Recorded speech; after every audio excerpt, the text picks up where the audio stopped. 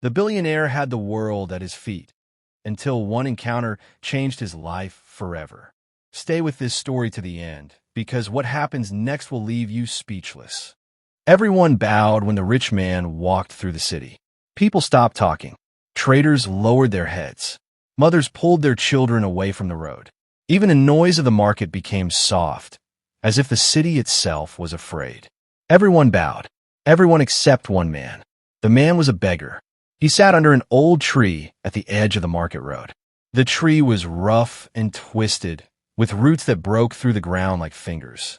The beggar's clothes were old and torn, but they were clean. Someone had washed them many times. Beside him was a small wooden bowl. It was empty. The beggar did not shout for money. He did not cry or stretch out his hand. He only sat there quietly, watching the crowd with calm eyes. His face showed no fear. It also showed no anger. He looked like a man who was waiting, not begging. Behind him, the city stood tall and busy. Big buildings shone in the sun. Black cars with dark windows rolled past. Armed guards walked in straight lines, their boots hitting the ground together. Gold watches flashed on rich wrists. Shoes were polished until they shone. But the beggar looked like he belonged to another world, a quieter one. When the rich man came closer, the beggar did not move. He did not bow. He did not look away. He did not lower his head. That was when the rich man noticed him. The rich man's name was Meduka Okari, and everyone in the city knew it. Children whispered his name. Traders feared it. Adults spoke it carefully, as if saying it too loudly might bring trouble. Meduka Okari was not only rich. Many people believed he owned half the city. Others said he owned even more. No one knew the truth, but everyone agreed on one thing. Meduka Okari always got what he wanted. He had many houses, all big and well-guarded. His cars filled long driveways. Strong men followed him everywhere. When he walked, people stepped aside. When he spoke, people listened. Meduka liked it that way. As he walked through the market that day, his shoes clicked sharply against the stones. Each sound made people bow lower. Then he saw the beggar sitting under the tree, still and calm, as if Meduka was not important. Meduka stopped walking. His guard stopped too. "Why is this man here?" Meduka asked. His voice was hard and cold. One guard stepped forward and bowed slightly. "Sir, he comes here every day. He causes no trouble. He only sits." Meduka stared at the beggar. The man slowly lifted his head, and their eyes met. The beggar's eyes were steady and peaceful. That calm look made Meduka feel something strange inside his chest. It was quick and sharp, like a small pain, and then it vanished. "Stand up," Meduka ordered. The beggar did not move. The market grew quiet. People stopped breathing easily. Some traders turned their faces away. They did not want to see what might happen next. Meduka felt heat rise inside him. He had fought hard to become powerful. He had pushed people down and stepped over them. He had earned fear and respect. And now a man with nothing was acting like Meduka did not exist.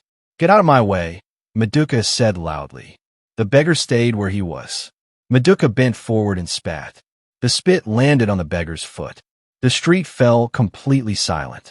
The beggar looked down at his foot. Slowly and carefully, he wiped it with the edge of his cloth. Then he looked up and smiled. It was a small smile, but it made Meduka even angrier. Meduka laughed. "Look at him smiling," he said. "Your life is already useless." The beggar spoke calmly. His voice was quiet, but everyone heard it. "You are wrong," he said. "My life is not finished." Meduka waved his hand like he was brushing away dirt. "Fool," he said, and turned to walk away. Then the beggar spoke again. "You will come back to this road," he said. "And when you do, you will have nothing." Meduka stopped. His chest tightened, and his breath felt heavy. He turned sharply. "What did you say?" he demanded. The beggar did not answer. He lowered his head and returned to silence. His calm face did not change. A cold feeling ran down Meduka's back. Angry and confused, he walked away without looking back. The next morning, sunlight filled Meduka's large white house. The light was bright, but it felt weak, like it did not belong there. Meduka woke early with a heavy feeling in his chest. He dressed quickly, his hands moving fast and rough. Something felt wrong. In his office, papers were neatly arranged on the desk. His assistant, Tay, stood nearby. Tay was young and careful. His hands shook slightly as he spoke. Sir, the delivery from Lagos has been delayed. Maduka frowned. Delayed? I paid in full. They said there was a problem at the port, Tay replied. Maduka slammed his hand on the desk. I don't care about their problems. Fix it. Tay nodded and left quickly, but the tight feeling in Maduka's chest did not go away. Later that day, Maduka drove through the city. Normally, people moved aside at once. Today, some did not. A bread seller stared at him before selling bread. A child ran past his car without fear. Maduka gripped the steering wheel. What is wrong with these people? He muttered. He shook his head and tried to forget it. That afternoon, he returned to the market. The air was filled with the smell of spices and warm food. Traders shouted. Children laughed. Under the same old tree, the beggar sat again. The wooden bowl was still empty. The beggar looked at Maduka and smiled faintly. Maduka felt a quiet fear rise inside him. He could not explain it, but a small voice deep inside whispered that this man was not ordinary. Maduka did not sleep well that night. He turned again and again on his wide bed. Each time he closed his eyes, he saw the beggar's calm face under the tree.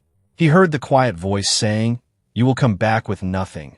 Maduka tried to laugh it off, but the words stayed with him like a stone in his chest. When morning came, he woke tired and angry. The house was quiet, too quiet for a place so big. Usually, workers moved quickly through the halls, greeting him softly. That morning, their steps were slow. Their greetings sounded forced. Maduka noticed, but he said nothing. At breakfast, his phone rang again and again. He answered the first call with confidence, but that confidence faded with every word he heard. One business partner spoke of a deal that had suddenly failed. Another talked about missing money. A third said there were rumors spreading through the city. Rumors? Maduka snapped. About what? The man on the phone hesitated. About your companies, sir. People are saying things are not as strong as before. Maduka ended the call without replying. He stared at his phone, his jaw tight. Rumors had never mattered to him before. He crushed problems with money and power. But today, the rumors felt different. They felt alive. At his office, Maduka tried to work as usual. He gave orders. He signed papers. He raised his voice when people moved too slowly. Still, small problems kept appearing. A bank transfer failed. A meeting was canceled without warning. A trusted partner did not return his calls. By midday, Maduka's patience was gone. He called Tay into his office. What is happening? He demanded. Why is everything going wrong at once? Tay swallowed hard. Sir, people are pulling back. They say they want to wait. They say they feel unsure. Maduka stood up so fast his chair fell back. Unsure of what? Of me. Tay said nothing. He only lowered his head. Maduka waved him away and paced the room. His office was large, with glass walls and shining floors. The city stretched out below him, busy and loud. Normally, the sight made him feel strong. That day, it made him uneasy. For the first time in many years, Maduka felt something close to fear. That evening, Maduka drove home alone. He did not like being alone, but he did not want to hear anyone speak. As his car slowed near the market road, his eyes moved on their own toward the old tree. The beggar was there. Maduka's hands tightened on the wheel. He told himself to keep driving, but his foot pressed the brake instead. The car stopped. The beggar looked up, as if he had been waiting. Maduka stepped out of the car. The guards moved to follow him, but he raised his hand. Stay back, he said. People nearby noticed at once. Whispers spread through the market. Maduka Okari was walking toward Beggar. Maduka stopped a few steps away from the tree. Why are you here? He asked. Every day. Sitting. Watching. The beggar's voice was calm. This road belongs to everyone. Maduka scoffed. You spoke to me yesterday, he said. You said I would lose everything. I said you would return, the beggar replied. The rest depends on you. Maduka felt anger rise, mixed with confusion. Do you know who I am? He demanded. The beggar nodded slowly. Yes, you are a man who believes he stands alone. The words hit Maduka harder than he expected. He laughed loudly to cover it. I stand above others, he said. That is why they bow. They bow because they are afraid, the beggar said. Fear does not last forever. Meduka stepped closer. Careful, he warned. Words can be dangerous. The beggar met his eyes. So can pride. For a moment, Meduka wanted to strike the man. His fists clenched, but something held him back. The beggar did not look weak. He did not look strong either. He looked certain. Meduka turned away sharply and walked back to his car. As he drove off, his heart beat fast, and he did not know why. That night, the dreams came. Meduka dreamed he was walking through the city, but no one saw him. He shouted, but no one heard. His fine clothes turned to rags. His shoes broke apart. When he reached for his money, his hands were empty. He woke up sweating. The days that followed were worse. News spread fast. Investors pulled out. Banks asked questions they had never asked before. Government offices delayed papers that once moved quickly. Meduka's name still carried weight, but it no longer opened doors the way it used to. People began to look at him differently. Not with fear, but with doubt. Meduka tried to fight back. He made calls. He offered money. He threatened. Some listened. Many did not. Power that once felt solid now felt like sand slipping through his fingers. One afternoon, Meduka returned to the market again. He told himself it was a coincidence, but he knew it was not. The beggar was there as always. Meduka stood in front of him, breathing hard. "Why is this happening to me?" he asked. "Did you cause this?" The beggar shook his head. "I did nothing," he said. "You built your life on fear. Fear breaks when people stop believing." Meduka's voice dropped. "Can it be fixed?" The beggar looked at him for a long time. "Everything broken can be fixed," he said, "but not everything can be kept." Meduka felt a strange pain in his chest. "What must I do?" he asked. The beggar pointed to the busy road. "See people," he said. "Not tools. Not steps. People." Meduka said nothing.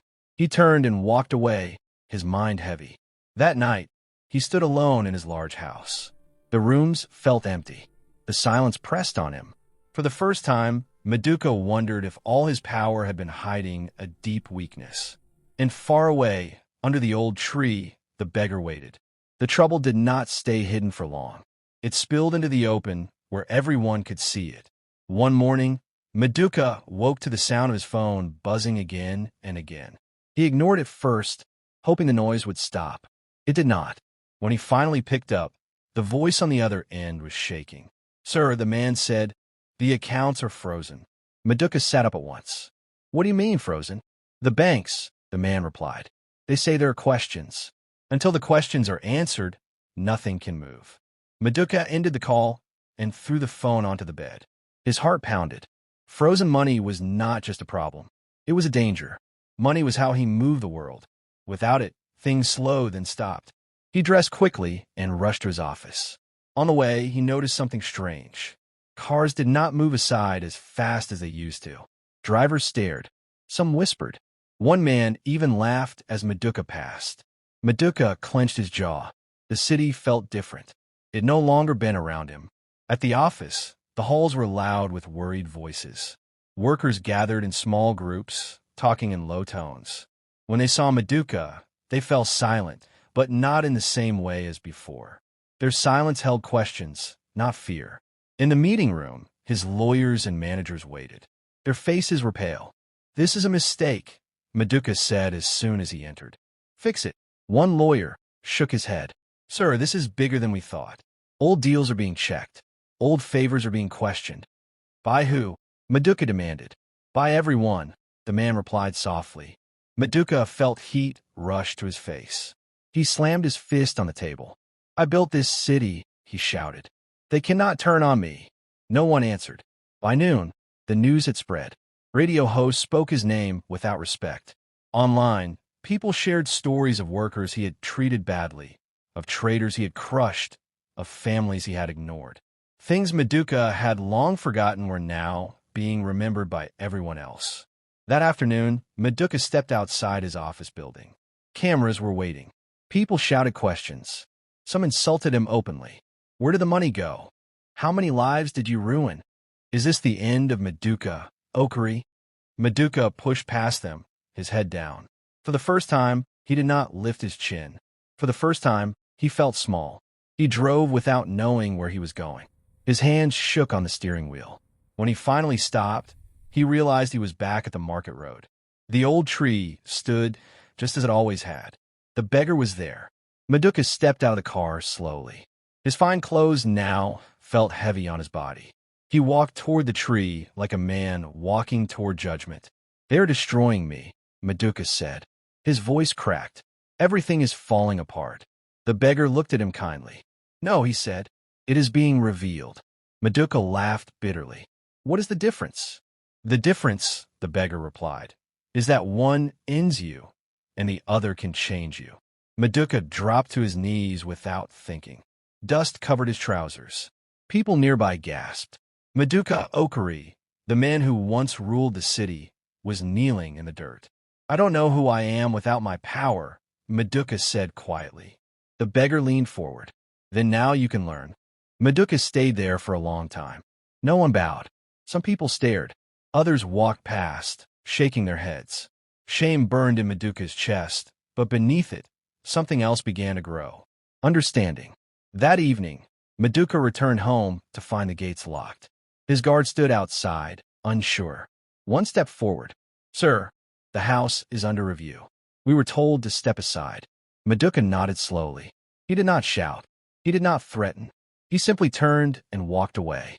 That night, Meduka slept on a bench near the market. The ground was hard. The air was cold. He pulled his jacket around himself and stared up at the dark sky. For the first time in his life, no one was waiting to serve him. The beggar sat nearby, silent. In the morning, Meduka woke stiff and sore. People passed him without looking. A child dropped a coin into the beggar's bowl, but did not notice Meduka at all. Meduka felt invisible. He turned to the beggar. "Is this my punishment?" he asked. The beggar shook his head. "This is your beginning."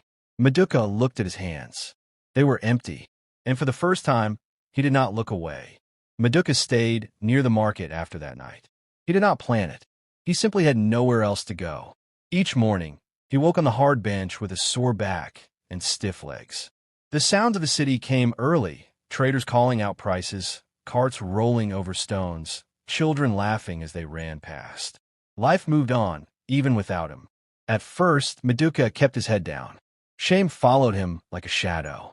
People walked by and did not bow. Some stared for a moment and whispered his name. Others did not recognize him at all. His fine clothes slowly grew dusty. His hands, once soft, began to ache from a cold. The beggar watched him, but did not speak much. He did not give orders. He did not offer comfort. He simply shared the space, as if teaching without words. On the third day, hunger became too strong to ignore. Meduka's stomach burned, and his head felt light. He looked at the wooden bowl beside the beggar. For a long time, he said nothing. Finally, his voice came out low and unsure. "How do you live like this?" The beggar answered calmly. "One day at a time." That answer angered Meduka at first. It sounded too simple. But as the hours passed, he saw what it meant. The beggar greeted people kindly. He thanked them when they gave. He did not curse them when they passed by. He accepted the day as it came. Meduka tried to copy him. When a woman dropped a coin into the bowl, Meduka said, "Thank you," for the first time in many years. The word felt strange in his mouth, but it also felt light. Later, an old man sat beside them and shared a piece of bread. Meduka broke it carefully and ate slowly. He had eaten in fine rooms before, but that small meal filled him more than any feast he could remember. Days passed. Meduka began to notice things he had never seen before. He saw tired traders with swollen feet. He saw children working when they should have been playing. He saw how hard people fought just to get through one day. "You did not see us before," the beggar said one evening. Meduka nodded. "I only saw myself." One afternoon, a young boy stumbled and fell near the tree. His knee was bleeding. Meduka stood without thinking and helped him up. He tore a piece from his own shirt and wrapped it gently around the boy's knee. The boy smiled. "Thank you, sir." "Sir." The word hit Meduka's heart, not because it gave him power, but because it was given freely. That night, Meduka cried quietly. No guards, no walls, just the open sky and his own thoughts. As the weeks passed, Meduka began to help where he could. He carried baskets for tired women. He fetched water. He listened when people spoke. At first, many did not trust him. Some laughed. Some mocked him. He accepted it without anger. "You are learning," the beggar said. "What am I learning?" Meduca asked. "How to be small," the beggar replied, "so you can become whole." One morning, a man from the bank came looking for Meduca. He found him sweeping near the market stalls. The man stared in shock. "Sir, we need to speak to you. Some of the accounts have been released." Meduca felt his heart jump, then settle. "Thank you," he said calmly. "I will come when the time is right." The man walked away, confused. The beggar smiled. "Now you choose," he said, "power or purpose." Meduca looked at the busy road, then at his dusty hands. "I don't want to go back to who I was," he said, "but I don't know who I should be." The beggar placed a gentle hand on his shoulder. "Then keep walking forward," he said, slowly. That evening, Meduca gave his jacket to a man shivering in the cold. He sat under the old tree with nothing but his thoughts and a quiet peace he had never known before. For the first time, Meduca felt rich without owning anything. The city had grown hot under the midday sun. Traders shouted, carts rattled, and children ran in every direction. Meduca walked slowly through the crowded streets, his eyes open for things he had never noticed before. He saw a mother trying to calm her crying baby. He saw an old man struggling to carry a heavy basket. He saw a boy selling fruit, his fingers sticky with juice, his clothes torn. Meduca stopped. He knelt beside the boy and helped him arrange his fruit. "Here," he said, handing a few coins from his own pocket. The boy looked at him in surprise. "Thank you, sir," he whispered. The words warmed Meduca's chest. He smiled, but gently, without pride. The feeling was different from the power he had known. It was lighter, stronger, like a quiet fire. Later, the beggar appeared beside him. "The time has come," he said softly. Meduca nodded. He had known this day would come, but he did not feel fear.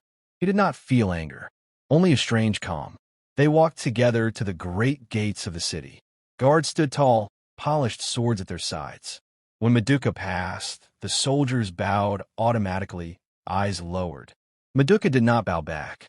He kept his head straight, shoulders steady. Inside the grand hall, his uncle sat on the throne. His uncle looked surprised. "Meduca, is it really you?" "Yes," Meduca said. His voice was soft but clear. "I have returned." His uncle rose, anger in his eyes. "You left nothing but shame. You think you can take what is mine?" Meduca shook his head. "I did not come for power. I come for what is right. I have learned what it means to lead, and it is not for pride. It is for people." The room went quiet. Meduca's uncle scowled, but he could see the truth in Meduca's eyes. Not fear, not hunger for wealth, only purpose. Meduca turned to the council and the people who had gathered. "I will lead, but I will not rule as before. We will work together. We will help those who cannot help themselves. We will be careful, kind, and just." Some whispered, some nodded, some looked doubtful. The beggar stood behind him, silent, watching. His uncle laughed bitterly. "You think words can change the world?" Meduca stepped forward. "Words are nothing without action." He walked into the streets afterward, not to take the throne, but to see the city as it truly was. He helped carry water. He helped fix broken carts. He helped children find their parents when they were lost. Slowly, the people began to follow him. Not because he was rich or powerful, but because he showed them care. Because he walked among them as one of them. The beggar came one evening, sitting under the old tree. "You have done well," he said. "But remember, this is just the beginning." Meduca nodded. "I understand." The beggar smiled faintly and rose. "Then you are ready." And just like that, the beggar disappeared into the streets. Meduca never saw him again, but he felt the lessons in every choice he made, in every small act of kindness, in every quiet moment of justice. Meduca understood at last. True power was not in wealth or fear. True power was in learning to see, to care, and to act without selfishness. He looked over the city as the sun set. The streets were messy and loud, full of life and struggle. And he smiled, because for the first time, he knew he could make a difference. Meduca Okari returned to the city, not as a ruler of wealth, but as a leader of hearts. He learned that real strength comes from kindness, understanding, and the courage to see others. In a world full of chaos, even small acts can make the biggest difference. If this story inspired you, don't forget to like, subscribe, and share your thoughts in the comments. Your support helps more stories like this reach the world.